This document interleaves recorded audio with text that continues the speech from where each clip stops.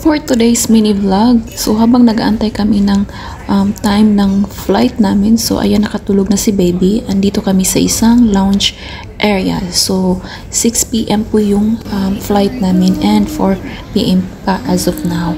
So after ng few hours, so andito na pala kami sa loob ng plane. So ayan, nandito ako sa gitna at si baby ay kargang-karga ko siya. So yung punta pala namin from Manila to Dubai, so mahaba po yung flight natin, so 9 hours. So good luck na lang po talaga dahil mahaba yun. So meron palang ano dito, nandito kami sa pinaka front dahil dyan ikukunik yung bassinet. So titingnan natin kung magugustuhan ni baby yung bassinet. Worst case na lang talaga ay kakaruhin ko siya ng buong 9 hours. So sana naman ay makatulog siya. Nagdala na din kami ng headset para kay baby dahil para makatulong ito sa parang less noise siya.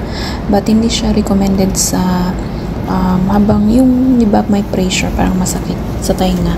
So yung recommended sabi ng pedia ay yung something na may isasak siya or yung pacifier during take-off and landing. And habang during take-off and landing daw, dapat naka-seatbelt din si baby. So, naka-attach siya sa akin. So, ito si baby, mga ilang oras, nagutom na siya at nagsi-self-feed na siya. Ayan, marunong na kasi siyang humawak. So, ayan, nagutom na si baby. Tapos kami, maya-maya, darating din yung food namin. So, may ibang baby pala kami sa likod. So, iyak siya ng iyak, kawawa naman siya. And ito na nga, dumating na yung food namin. Ito yung pinaka-starter. So, nag-order ako ng broccoli soup, bread, at saka yung mixed veg. Tapos, yung pang main course naman natin ay yung chicken biryani ata yung. So, yung active na active pa dito si baby. So, pagtapos kumain ng asawa ko, ako naman, so siya ang mawak muna kay baby. So, ayan. Sana makatulog na si baby para ilagay ko siya dyan sa bassinet. So, dumating na pala yung main course namin. So, ito yung chicken biryani ko. Tapos, mas masarap yung kay hubby, yung salmon siya. So, yung sa akin, hindi ko yan maubos.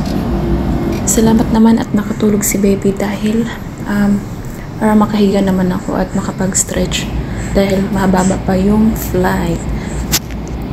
Mahimig na yung tulog ni Iliana. So, ayan, makapag-stretch na ako at makahiga na ako. So, susulitin natin tong oras habang siya ay tulog. So, see ya Dubai in a bit. And maraming salamat sa panonood. Thank you. Bye!